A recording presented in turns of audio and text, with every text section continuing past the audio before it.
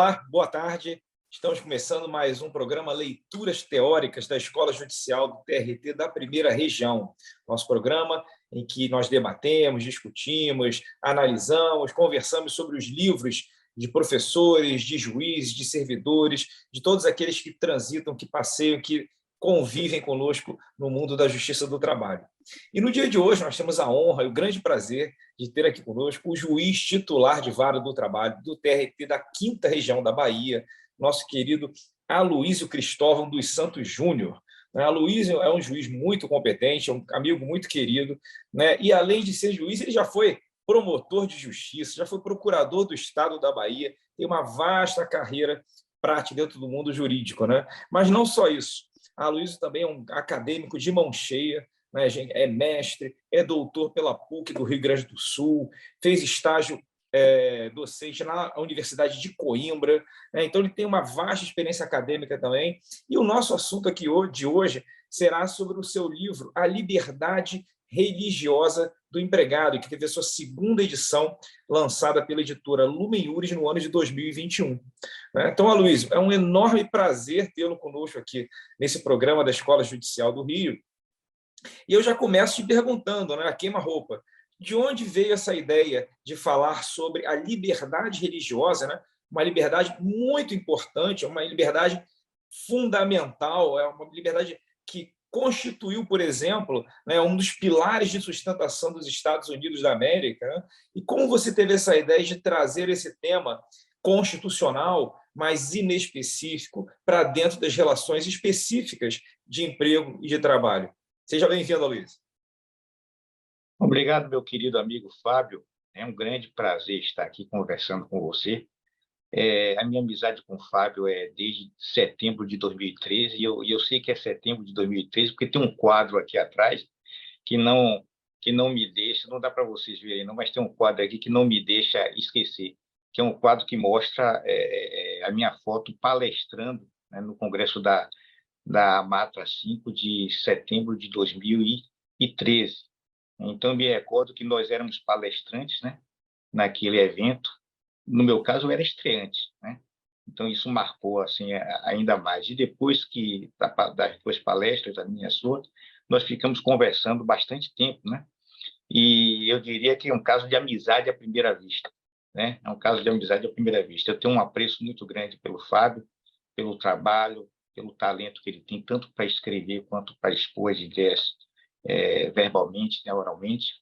E, inclusive, o livro dele, O Retorno ao Positivismo Jurídico, é o meu livro eletrônico de cabeceira. Eu tenho lido há bastante tempo, estou sempre acompanhando o trabalho do Fábio, de modo que é um privilégio muito grande poder participar dessa entrevista, e aproveito para elogiá-lo por essa iniciativa de fazer o Leituras Teóricas, né? Um programa que eu realmente acho magnífico. Bom, respondendo a sua pergunta, meu querido amigo, é uma longa história e eu acho que o tempo aqui é muito exíguo para que eu consiga descrevê-la toda, mas eu vou me esforçar aqui para fazer uma síntese, né? Mas essa história deve começar lá na minha infância, né? Porque eu sou de origem pentecostal, né? Eu fui criado numa igreja pentecostal, aquela igreja de periferia, e hoje ser evangélico para alguns segmentos apresenta até um certo glamour, né? Na minha época não, eu era de uma minoria religiosa, e mesmo dentro do protestantismo, os pentecostais na época eram minoria, e uma minoria que não era bem vista. Então eu já tive esse contato com a questão religiosa, com os problemas relacionados com o exercício da liberdade religiosa desde pequeno, desde sempre, né? Depois também acompanhava todas aquelas histórias de violações à liberdade religiosa, né, pelos regimes totalitários na década de 70, especialmente a União Soviética e os países satélites. Então, eu tinha já, desde a minha infância, essa preocupação com a liberdade religiosa, porque também era uma pessoa, né, crente, uma pessoa que valorizava isso. Mas observe, como é que eu consegui transportar essa anseio, essa demanda pessoal para o campo jurídico? Em 2002 foi editado o Código Civil novo e as igrejas e organizações religiosas, no primeiro momento, ficaram fora do código. Não havia não havia disposições específicas sobre as organizações religiosas. Isso veio a mudar depois. E houve uma preocupação das igrejas e associações religiosas quanto ao alcance do Código Civil e a repercussão sobre a liberdade religiosa. E aí eu comecei a tratar do tema da liberdade religiosa, mas aí ainda não estou na perspectiva justo-trabalhista, né? Mas comecei a me interessar pelo assunto, fiz um mestrado na Universidade Presbiteriana Mackenzie sobre a liberdade religiosa coletiva, foi meu primeiro livro, e foi muito bem sucedido, foi muito bem recebido. Esse livro é o primeiro livro sobre o assunto, né, liberdade de organização religiosa, que é uma das faculdades compreendidas uma das prerrogativas compreendidas na liberdade religiosa como um todo. E aí, com esse impulso inicial, eu resolvi também fazer um doutorado sobre o tema da liberdade religiosa. E, a princípio, eu ia continuar ainda com essa ideia da liberdade religiosa coletiva. Só que eu terminei passando na seleção de doutorado da Pontifícia Universidade Católica do Rio Grande do Sul. E o tribunal me concedeu licença para eu fazer esse curso de doutorado. E aí eu percebi que eu tinha que, para honrar, né, a licença que o tribunal estava me concedendo, eu precisava fazer um link entre a liberdade religiosa e, né, o direito do trabalho. E foi aí que eu decidi, até sob a inspiração, sob o incentivo do professor Ingo Sarlet, que foi meu orientador lá, decidi entrar por essa vereda, de fazer um trabalho sobre a liberdade religiosa e o contrato de trabalho, fazer uma pesquisa nesse tema. Bom, fiz essa pesquisa lá, como você já citou aí, eu tive que me deslocar também a Portugal, onde encontrei também um professor que é seu amigo, também o Jonathan Machado, que me ajudou muito nessa pesquisa, e procurei construir alguma coisa a partir de problemas, né? Não é um livro muito teórico, é um livro assim mais de dogmática de direitos fundamentais aplicada, né? Eu procuro ver como é que a gente pode, como magistrado, resolver certos conflitos que aparecem, que são sensíveis, né? Que dizem respeito à identidade da pessoa humana. Então, o meu contato foi mais ou menos a partir dessa experiência aí. Será que eu respondi essa questão, doutor Fábio, a contento? Ou... Com certeza, muito contento, porque, na verdade, é inevitável que nós façamos pesquisas, né, decidamos nos aprofundar em temas que nos são caros do ponto de vista pessoal, né?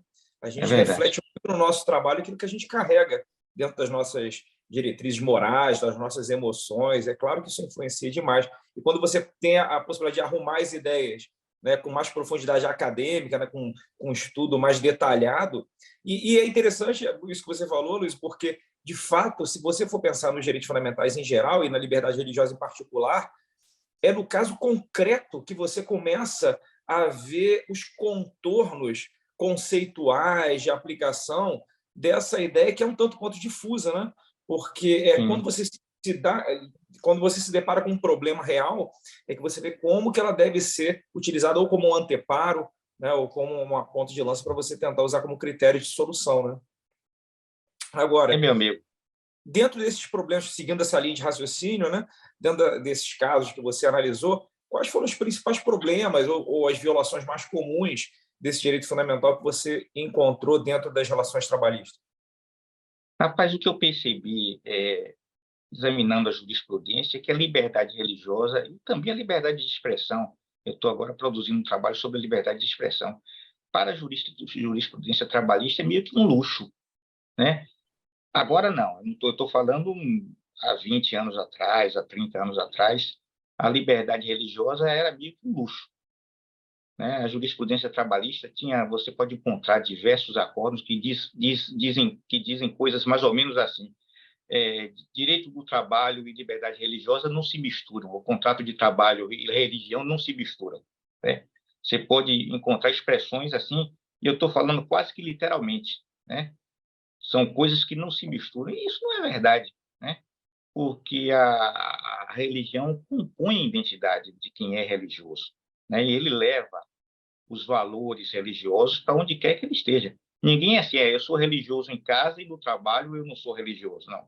A pessoa que é religiosa onde quer que ela vá, né? Ela tem os princípios, os valores que ela cultiva, que decorrem dessa religiosidade, e isso ela exercita em qualquer lugar. Então, na verdade, o primeiro problema que eu vi é que havia um certo desconhecimento, talvez, ou uma certa negligência da jurisprudência dos tribunais trabalhistas em relação à liberdade religiosa. E o fato mais comum, sabe qual era? Que talvez seja o caso mais corriqueiro, mais recorrente na jurisprudência, é o caso dos sabatistas, né?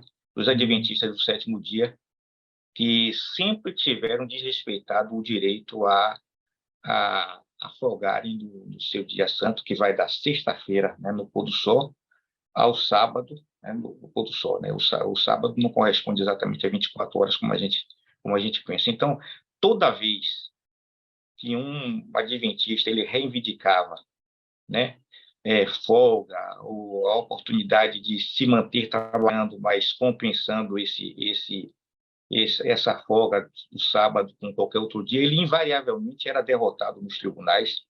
E a ideia era mais ou menos assim, vamos tentar colocar aqui numa linguagem. Você assinou o contrato de trabalho porque quis, né? Você assinou e lá você se comprometeu a trabalhar de segunda a sábado, todos os dias que o patrão lhe exigisse. Portanto, azar o seu se você se tornou adventista. Né? Eu estou falando de casos em que a conversão é posterior ao ingresso. Então, basicamente, esse era o problema assim, mais corriqueiro, né? Havia outros problemas relacionados com a liberdade religiosa, mas esse, vamos dizer, é o mais recorrente, né? Hoje não é tão recorrente assim, não, mas sempre foi o mais recorrente.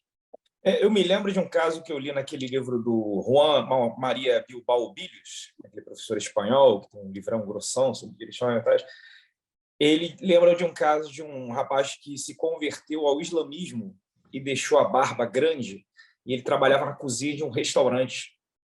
E o restaurante falou: olha, com essa barba você não pode continuar aqui. Ele falou: mas eu não vou tirar minha barba porque eu estou dentro dos preceitos da minha religião. E ele foi despedido, e aquilo gerou uma grande confusão dentro do judiciário. Até porque o que acontece com esses casos, né, Luiz, é que não tem uma resposta pronta. Né? De um modo geral, você não encontra uma legislação detalhada sobre isso, né? E diante dessa anomia, né, tudo deságua para nós juízes, temos que resolver no caso concreto, né, aquela situação difícil, espinhosa, sobre aquele velho conhecido conceito do direito potestativo de um lado, mas você também tem a questão existencial do empregador que não pode ser deixada de lado, né, do outro lado. Né? E aí eu te pergunto, assim, eu sei que você também usou algumas referências dos Estados Unidos, né, porque eles também tratam muito dessa questão na jurisprudência. Como é que você vislumbra essa situação por lá, assim, como isso é tratado, o dever empresarial dessa acomodação razoável das demandas religiosas dos empregados nos Estados Unidos? Certo. Deixa eu primeiro falar que na Europa, que você citou aí, Uhum. a coisa também já vem se desenvolvendo há bastante tempo por causa da forte imigração, né? Ah, Eles sim. recebem muito imigrantes de países islâmicos, recebem indianos, né? Você vê, por exemplo, tem algumas religiões que são bastante idiosincráticas, né? Os Sikhs, por exemplo, né? Do Punjab e tal. Então, tem religiões que podem colocar maiores dificuldades para serem acomodadas. Mas veja bem, nos Estados Unidos essa questão teve uma solução assim que me pareceu bastante promissora, né?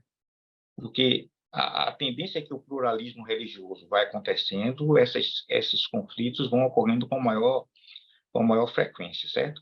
Então, veja bem, nos Estados Unidos, ainda lá, na época do movimento dos direitos civis, né, porque o movimento dos direitos civis, embora a princípio tenha sido encetado em função do racismo, né, da discriminação racial, mas depois ele veio acompanhado de outras demandas também relacionadas com discriminação, como de gênero e a discriminação religiosa. Então, nos Estados Unidos surgiu uma coisa chamada, que você já citou aí, dever de acomodação razoável, né?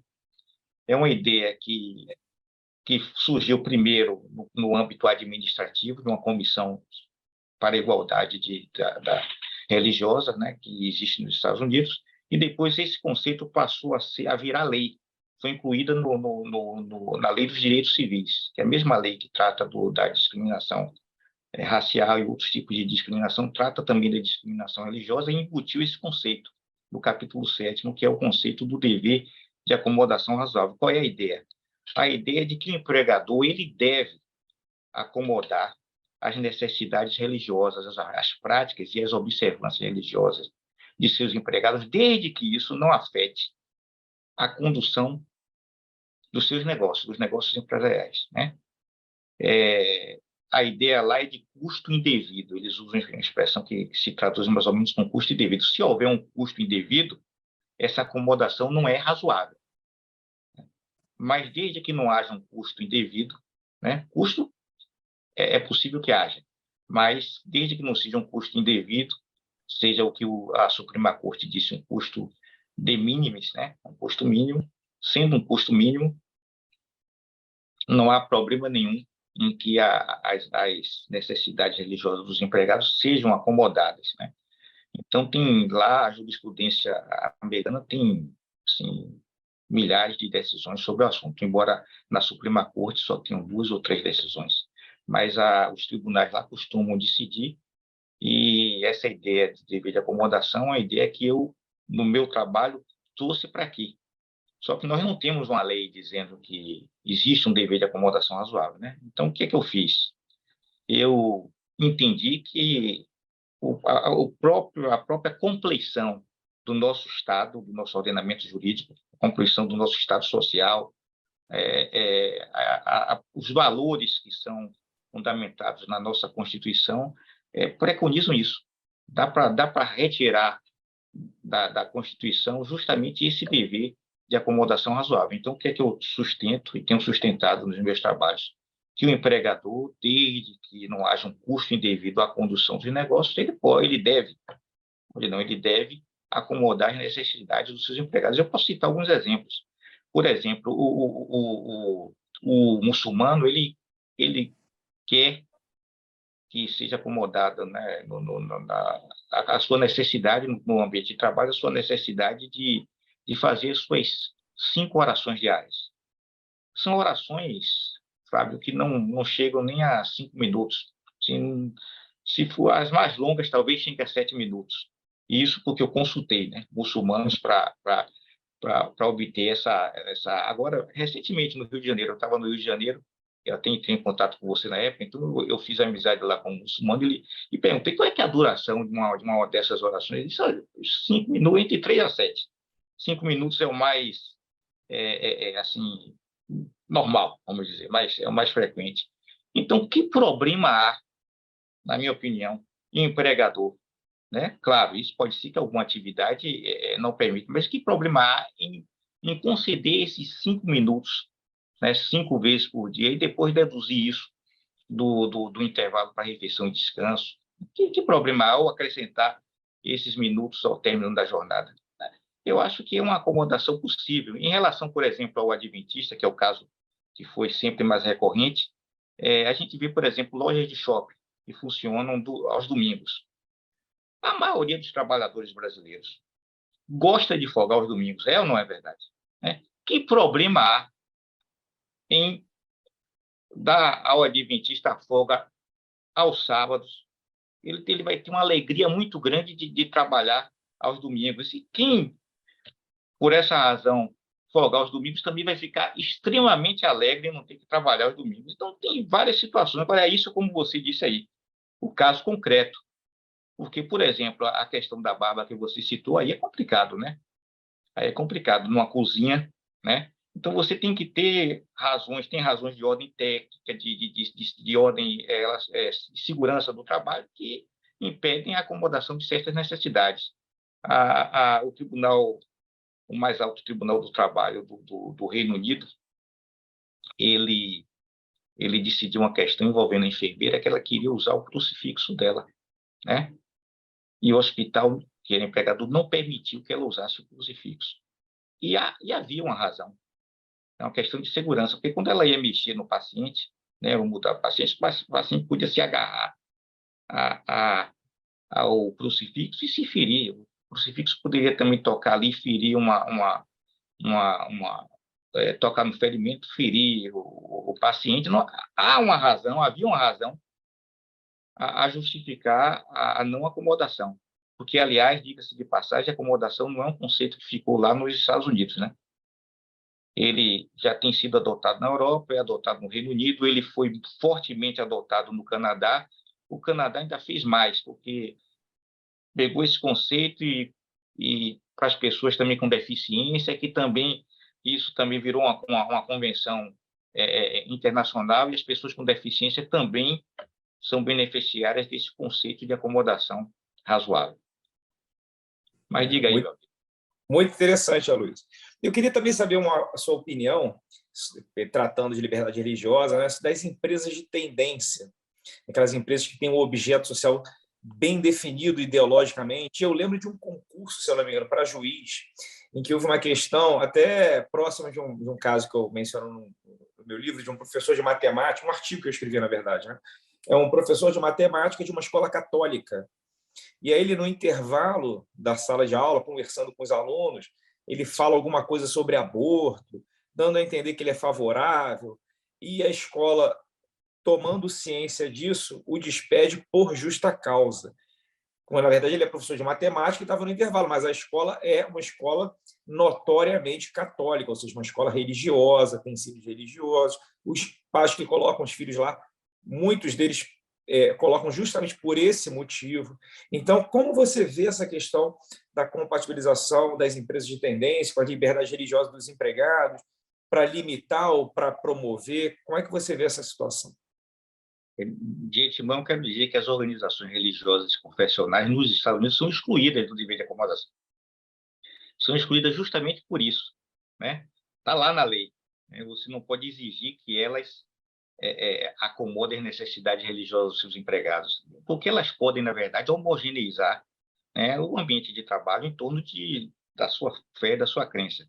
Por exemplo, o que é discriminatório para qualquer outro tipo de empregador não é para a organização religiosa, certo? A organização religiosa ou confessional. Especialmente as organizações religiosas, as igrejas e os cultos, eles podem só contratar pessoas que são do mesmo credo, né? Como também ocorreria, vamos passar aqui, com uma organização que se dedicasse à propagação do ateísmo, né? Você não pode obrigar que uma organização de tendência que propague o ateísmo, que ela contrate pessoas religiosas. Como também você não pode obrigar que um partido político, vamos dizer, como o PSOL, contrate pessoas que sejam ideologicamente de direita, e vice-versa, né? Se tratando de um partido de direita. Então, veja bem, as organizações de tendência, e se forem religiosas ou confessionais, elas têm essa prerrogativa de homogeneizar o ambiente de trabalho em torno, né, das suas ideias, das suas crenças, das suas convicções. Portanto, é natural, me parece, porque também elas realizam um pluralismo, né? Porque veja bem uma coisa, um dos princípios, um dos fundamentos da ordem jurídica brasileira, segundo a Constituição, é o pluralismo, né? E é até interessante falar, não é pluralidade, é pluralismo, né? E o pluralismo também é realizado com essa ideia de que há corpos intermediários, né? Corpos sociais, que devem divulgar, que podem propagar certas ideias. Isso faz parte do pluralismo social. Então, veja bem, se as organizações confessionais, as organizações religiosas, elas têm essa importância para o pluralismo e, portanto, para a democracia, é natural que elas exijam dos seus empregados uma certa compatibilidade com os seus princípios, com os seus valores. Claro, o que eu oriento é que elas façam isso de forma transparente. O que eu oriento é que façam isso logo na admissão, que deixem isso logo registrado no contrato de trabalho, para que não haja dúvida alguma. Então, eu creio que está dentro da prerrogativa. Agora, quanto à questão se isso é justa causa, né? Esse exemplo que você falou, se seria justa causa, seria apropriadamente uma justa causa, aí são outros 500, a gente pode discutir isso do caso concreto, mas que essas instituições elas podem não se socorrer da mão de obra de pessoas que não defendem seus valores, perfeito, não vejo nenhum problema quanto a isso. Perfeito, Aloysio. E para chegando para o final, né? Você, obviamente, deve saber da resolução número 440, agora do início de 2022, do CNJ, né, uma resolução que coloca a atenção do Poder Judiciário na promoção da liberdade religiosa, do combate à intolerância, no âmbito do Poder Judiciário. Né? Então, diante desse cenário mais institucional, né, o que você pode destacar? Assim, o que você acha importante dentro da Justiça do Trabalho para que esse tema seja mais observado, para que as pessoas prestem mais atenção na importância ou no cuidado do tratamento da liberdade religiosa, tanto no âmbito interno, como também nos processos judiciários? Veja bem, no âmbito administrativo, a gente fala muito hoje de diversidade, né, e promoção da diversidade. Né? Eu acho que a diversidade também deve alcançar, né, pelo menos essa promoção da diversidade, também deve alcançar as religiões, ou as crenças religiosas. E mais, não só as minorias religiosas. Né? A gente tem que entender que em qualquer ambiente desse, no tribunal, ali tem pessoas de diferentes segmentos religiosos, de diferentes crenças, e pessoas até que não creem, né? E são até inimigas da religião. Todas devem ter a sua liberdade de consciência respeitada, né? Mas a gente tem um modelo de Estado, um modelo de laicidade, que não é um modelo, por exemplo, francês. Não, essa coisa de o tribunal não pode, por exemplo, expurgar a expressão religiosa do ambiente de trabalho e tentar sobre a argumentação de que o Estado é laico. Aliás, não tem expressão que é usada assim mais equivocada do que essa. O Brasil é Estado laico. Sim, é Estado laico. O Brasil é Estado laico. Mas Estado laico como? Né? Porque existem várias maneiras de ser laico. Né?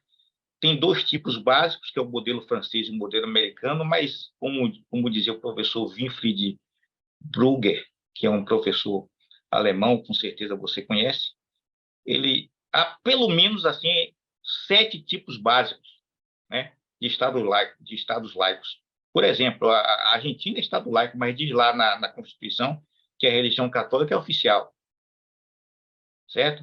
O Reino Unido é um Estado laico, ninguém diz que não é, mas lá na Câmara dos Lordes tem lordes que são clérigos, né? Que são colocados lá porque são clérigos. Então, veja bem, a gente tem um modelo.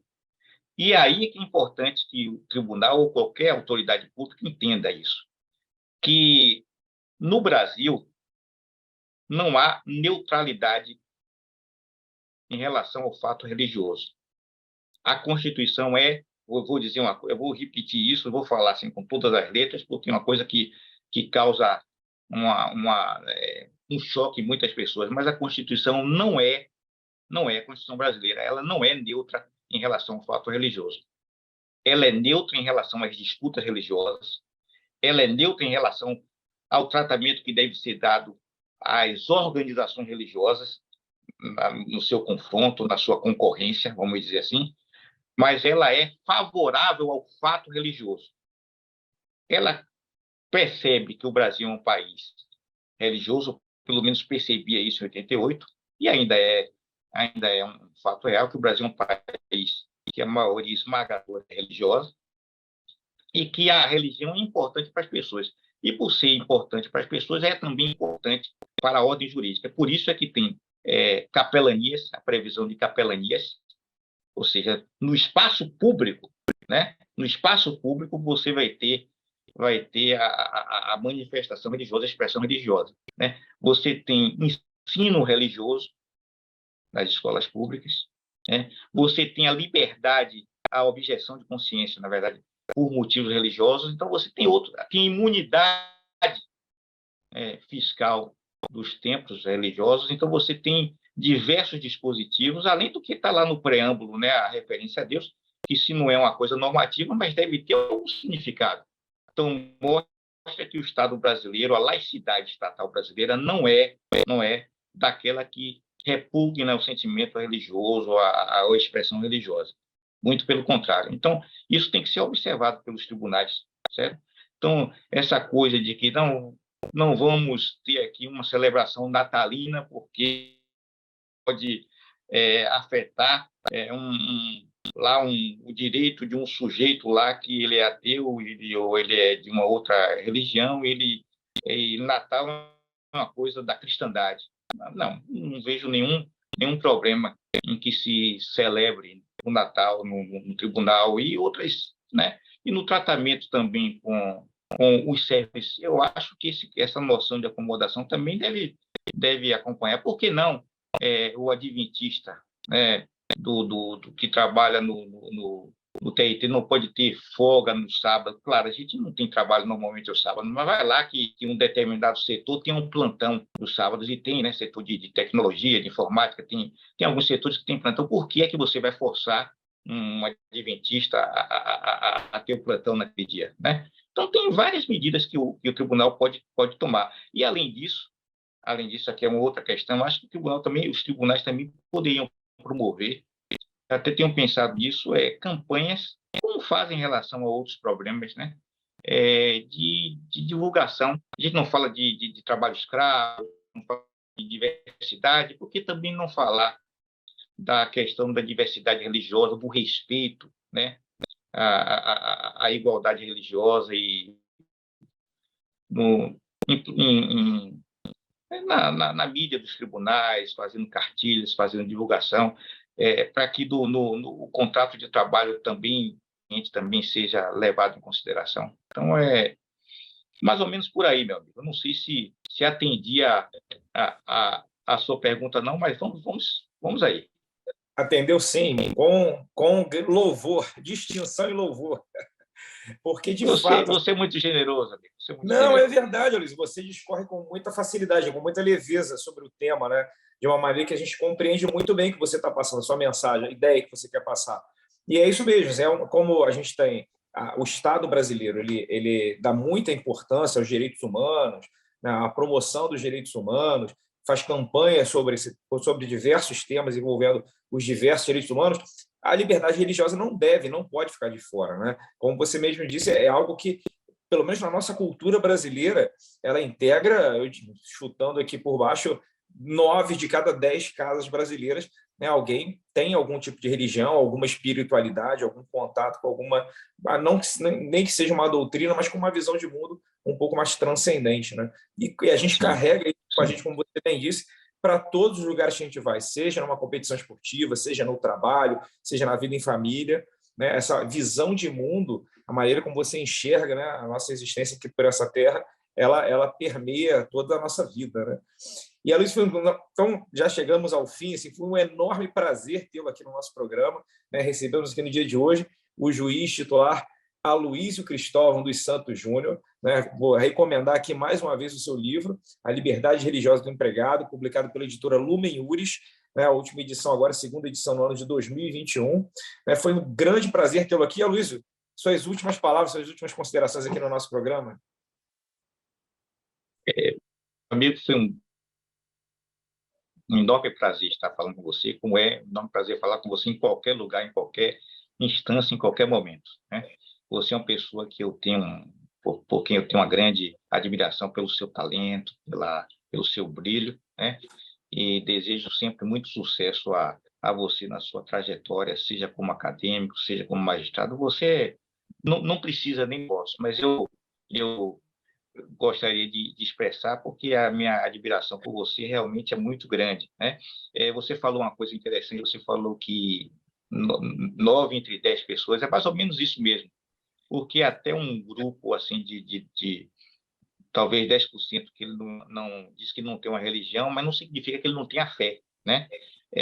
O nosso baiano, né, o baiano que é hoje acadêmico, né, ele daquela música Andar com Fé Eu Vou, né? Dizem até que ele é ateu, não sei se é, mas ele diz uma coisa assim: Mesmo a quem não tem fé, a fé costuma acompanhar, ou pelo sim, pelo não. Então, mesmo a quem não tem fé, a fé costuma acompanhar. Então, o tema é relevante por causa disso. Eu agradeço muito a oportunidade de falar com você, viu?